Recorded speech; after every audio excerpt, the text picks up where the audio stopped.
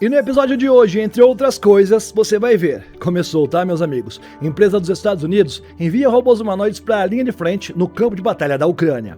Nós veremos também que essas máquinas aí agora podem operar sozinhas, sem serem controladas por seres humanos. E além de robôs autônomos, veremos também caminhões autônomos trabalhando da mesma forma nas minas da China. Tá, e eu não posso deixar de falar para você que a Suíça está planejando inaugurar a primeira nuvem orbital quântica com satélites de internet para governos, e que o ChatGPT foi usado para criar uma vacina contra o câncer para uma cadela, e quem fez isso aí não foi nenhum cientista, foi o dono dela. Bora entender tudo isso.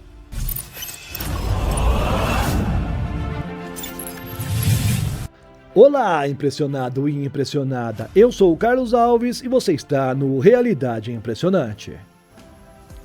E antes de tudo, deixa eu te contar uma novidade que eu acredito que sim, irá somar muito para você. Lembra-se da Áurea, a inteligência artificial que já há um bom tempo eu estou anunciando aqui no canal? Pois bem, agora o pessoal da Genesis liberou 15 dias de testes grátis, tá? Sem precisar usar o cartão de crédito ou outro meio de pagamento para se registrar. É bem simples, é só acessar o link na descrição, no comentário fixado ou aqui no QR Code que está na sua tela. Você vai direto ao cadastro e pode usar por metade de um mês, ouviu bem? Metade de um mês de forma integral a nossa inteligência artificial. Sabia por que os caras liberaram esse acesso de 15 dias grátis que nenhuma outra faz? Porque eles confiam no produto que eles têm. Eles sabem que você, ao testar, vai querer usar por tempo indefinido. E eu quero te lembrar que com a Áurea você tem acesso às melhores inteligências artificiais do mercado, GPT, Gemini, DeepSeek e diversas outras. Corre aí no comentário fixado e já veja todas as IAs que estão disponíveis para você. E é por 15 dias completamente grátis. Só para quem usar o meu cupom, tá bom? O meu link está aqui na descrição. Essa é uma conquista do Realidade Impressionante. Então nos ajuda que eu tô sempre te ajudando, hein? Me ajuda que eu te ajudo? É sim um fato que a guerra sempre foi um dos maiores motores da evolução tecnológica, isso não dá para negar. Mas agora ela pode estar prestes a dar um salto que está mudando completamente o campo de batalha.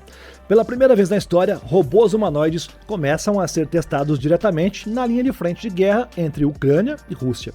São máquinas reais sendo enviadas para missões de reconhecimento em um ambiente de combate ativo.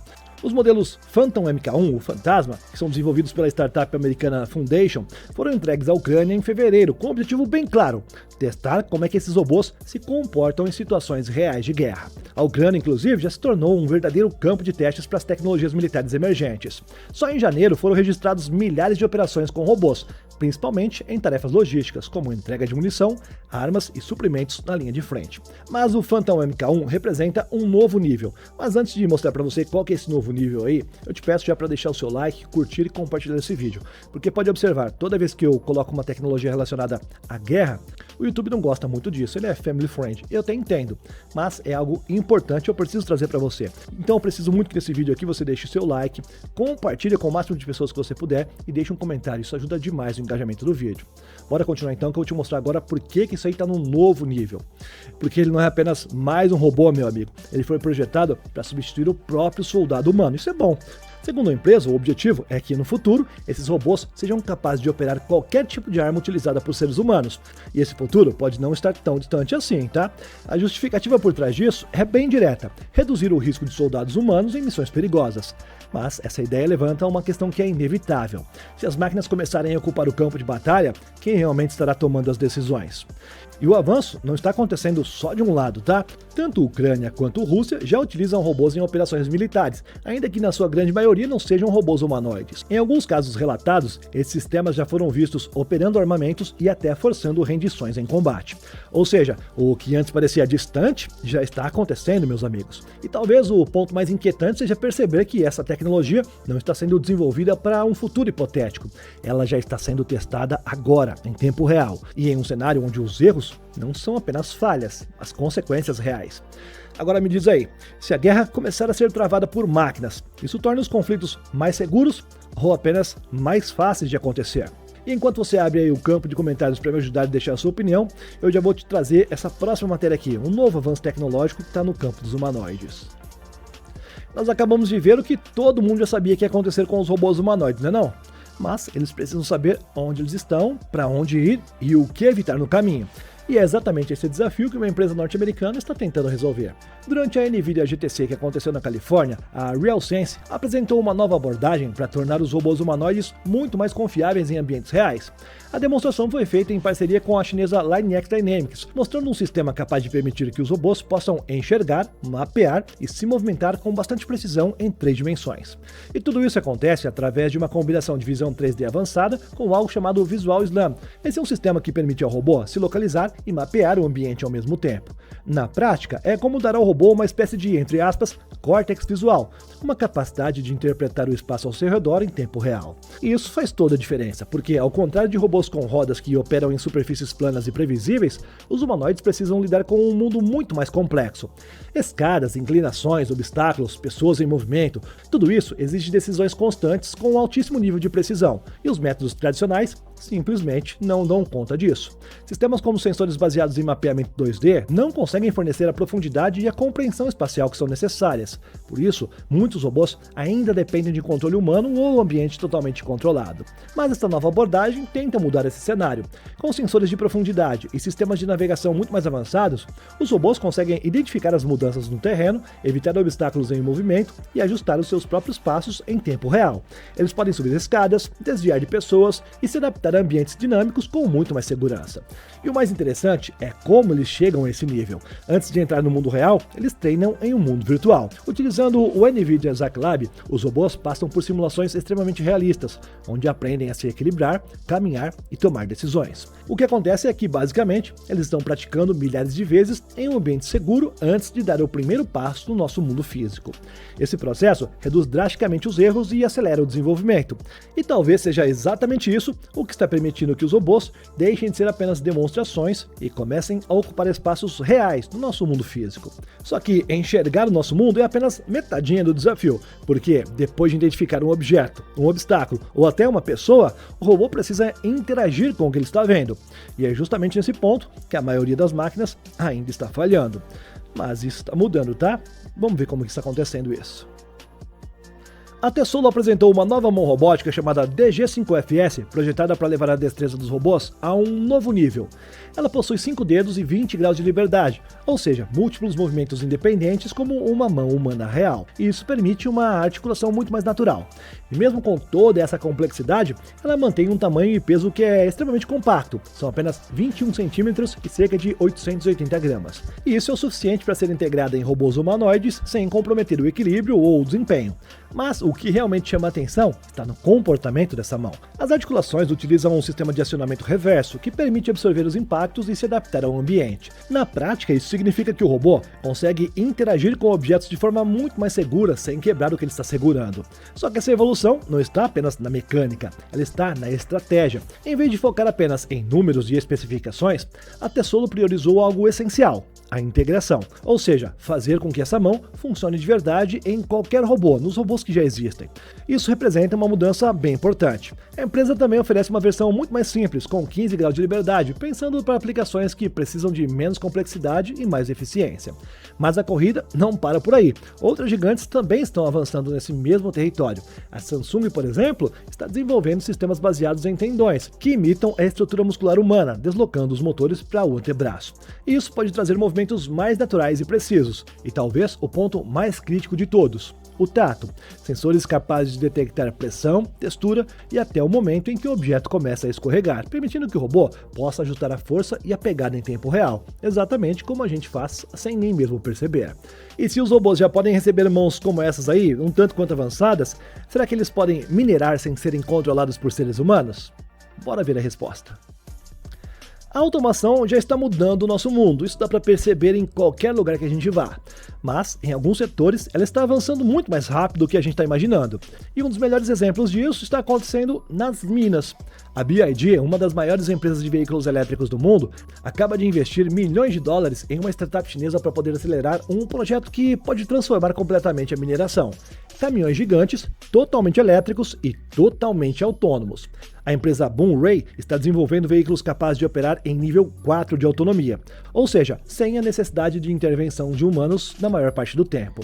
Esses caminhões utilizam uma combinação de sensores embarcados e infraestrutura física, como pontos de referência espalhados pela mina.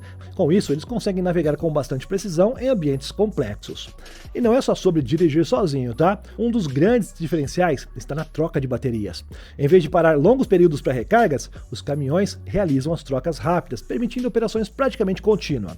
Na prática, isso significa minas funcionando 24 horas por dia, 7 dias por semana. E isso já não é apenas teoria, ok? A tecnologia já está sendo utilizada em dezenas de projetos na China, operando em diferentes tipos de terreno e também em condições extremas. Em um desses casos, uma frota de caminhões autônomos conseguiu realizar 200 trocas de baterias em um único dia, um número que mostra o nível de produtividade que esse modelo aí pode estar alcançando. E esse avanço não acontece isolado, ok? O mercado de caminhões elétricos pesados já está crescendo rapidamente, com milhares de unidades vendidas e uma presença cada vez maior nas operações industriais. E é exatamente isso que chamou a atenção da BYD. A empresa vê nessa tecnologia uma forma de unir dois movimentos que estão acontecendo ao mesmo tempo: automação e energia limpa. Uma combinação que pode redefinir completamente setores tradicionais como a mineração. Porque, no fim das contas, meus amigos, não estamos falando apenas de robôs humanoides ou de máquinas futuristas. Nós estamos falando de sistemas que já estão sendo implementados em larga escala e mudando a forma como o nosso mundo funciona. Mas enquanto a automação transforma o que está acontecendo aqui em Terra, existe uma pergunta ainda muito maior que está sendo feita por aí. E se a vida e a tecnologia, claro, não estivessem limitadas ao nosso planeta? Porque o próximo passo não é apenas automatizar o trabalho, é entender se a própria vida consegue sobreviver fora daqui. Um experimento recente trouxe uma resposta que pode mudar tudo nesse sentido aí. Após uma missão de 14 dias a bordo da estação espacial chinesa Tiangong, uma fêmea de rato voltou à Terra, engravidou e deu à luz a 9 filhotes saudáveis.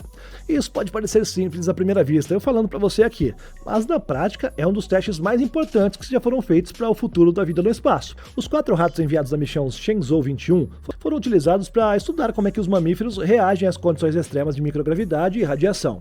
Durante esse período, eles enfrentaram desafios que seriam como dos seres humanos, inesperados. O cronograma da missão precisou ser alterado por causa do lixo espacial, o que acabou deixando os animais isolados com recursos limitados.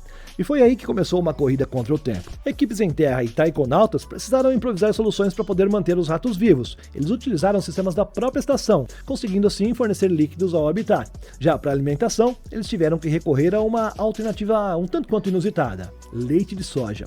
Antes de usar, porém, testes foram feitos com ratos aqui na Terra de forma bem rápida para garantir que seria seguro eles usarem no espaço também. Enquanto isso, um sistema de inteligência artificial monitorava cada comportamento dos animais em tempo real, desde a alimentação até os padrões de descanso. Mesmo com todos esses desafios, os ratos sobreviveram. E mais do que isso, tá? Eles se reproduziram. Após o retorno à Terra, uma das fêmeas deu à luz a uma ninhada saudável, com filhotes apresentando forte vitalidade. Isso indica algo extremamente importante: missões espaciais de curta duração, pelo menos nesse caso aí, não comprometeram a capacidade reprodutiva dos mamíferos. Isso abre uma porta enorme, porque se a vida consegue continuar, então a presença humana fora da Terra deixa de ser apenas uma visita e começa a se aproximar de algo permanente, podemos dizer assim. Agora os pesquisadores estão indo ainda mais longe. O que eles querem é entender se esses filhotes, descendentes de animais que passaram pelo espaço, terão alguma alteração ao longo da sua vida, e principalmente se serão capazes de se reproduzir normalmente. E se a vida pode começar a dar os seus primeiros passos fora da Terra, a nossa infraestrutura também precisa acompanhar todo esse movimento. Porque não basta levar organismos vivos lá para o espaço. É preciso levar comunicação, segurança e controle. E uma empresa suíça planeja inaugurar exatamente isso.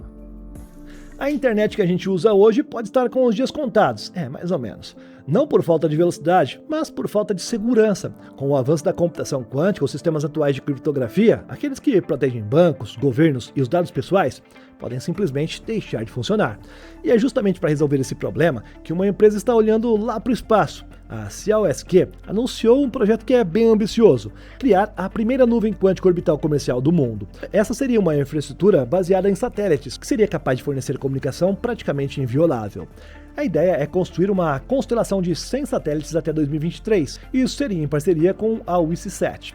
Mas não se trata apenas de colocar servidores do espaço, ok? Nós estamos falando de uma nova nova camada de segurança, uma internet baseada em princípios quânticos. Eles utilizariam tecnologias como distribuição de chaves quânticas, geração de números aleatórios quânticos e sistemas de identificação pós-quântica. Na prática, isso significa criar um sistema de comunicação onde qualquer tentativa de interceptação seria detectada instantaneamente. Porque no mundo quântico, observar um dado já altera o próprio dado. Ou seja, espionar deixa rastros, e isso muda completamente as regras do jogo. Hoje, os data centers consomem enormes quantidades de energia e até mesmo água para refrigeração. Por isso, algumas ideias já sugerem levar as estruturas para o espaço, onde poderiam se alimentar pelo Sol e ser resfriados naturalmente. A CLSQ está levando esse conceito um pouco além, não só levando dados para o espaço, mas criando uma nova infraestrutura global de segurança. Agora o objetivo é transformar isso tudo em um serviço comercial, voltado para bancos, governos, defesa e grandes empresas.